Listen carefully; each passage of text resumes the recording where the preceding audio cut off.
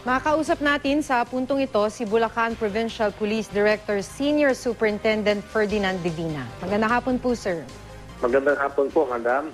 Sir, naimbestigahan niyo na po ba yung sinasabi ng suspect na i-frame daw siya tapos may gusto daw pumatay sa kanyang pulis?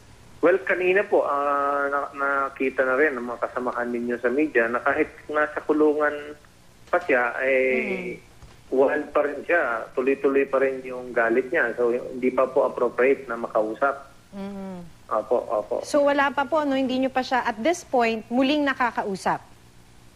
Hindi pa po, hindi pa. So, yung initial report pa lang po ang nilalabas po natin to. No? Hinaantay po natin na kumalma siya or hanggang sa may findings kung ano na yung state of mind itong taong ito na ng hostage. Opo. So dun po sa state of mind niya, ito po ba ay may doktor na ho kaya na nagpunta sa kanya para alamin ito tapos nagpa-drug test na po ba kayo? May balak daw po kayong ganun?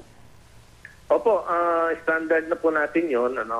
Kaya lang po kanina hindi pa mailakabas sa kulungan dahil violente pa nga po. Opo. Ay nakita naman ng inyong mga kasamahan nung nagipambuno ang ating pulis, talagang nagwawala po siya. Opo, mahirap pa control. Opo.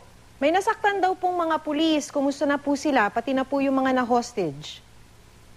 Yung nasaktan po ng pulis, yung nag-dive at nakipag-grapple po sa kanya, nakipambuno, may sugat po na kinailangan tahiin ng 4 na stitches dito sa middle finger. Kasi po, tinarget po ng kamay kung saan may hawak na balisong at nasugat po yung isang pulis po natin, yung ating company commander, Public Safety Superintendent Frankie Candelario. At saka yung isang tumulong po ng pulis, si Senior Inspector Gani Santos, pagkalaglag doon sa galing doon sa bus sa loob, na nung nagkasalukuyang nakikipambuno, ay nalaglag po sila dito sa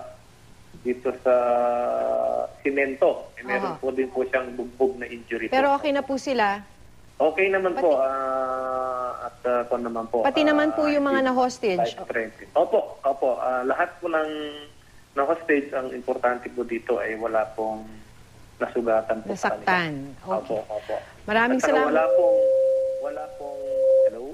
Opo, go ahead, sir. Wala pong ginamit na baril. Wala po nagpaputok na pulis po doon. Opo. Okay. Maraming salamat po sa inyong oras, sir. Opo. Sige po.